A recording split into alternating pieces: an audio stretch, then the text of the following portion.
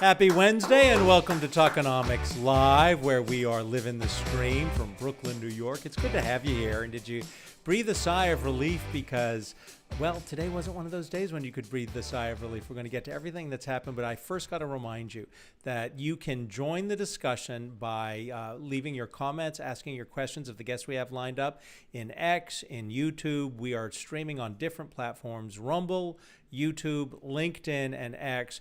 Put your questions in and we'll make sure to ask them of the guests. And I'm going to talk about the guests in just a second.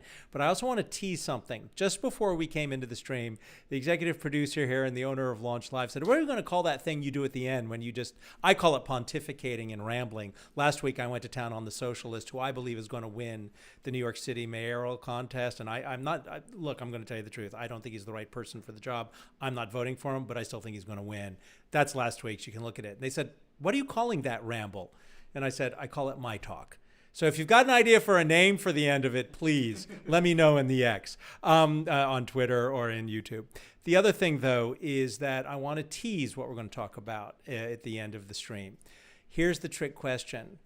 Why is the number 176,100 a magic number? Once again, why is 176,100 a magic number? Roughly 25% of the people in the United States know the answer to that question. There's a little tease for you. Okay, right now, let's take a look at why you couldn't breathe a sigh of relief today regarding the markets. And here's what happened.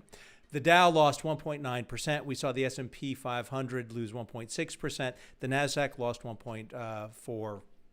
And it was all because of a bond rout. There was an unsuccessful, we'll call it, auction of 20-year notes at the U.S. Treasury, and it was not a pleasant reminder that you can't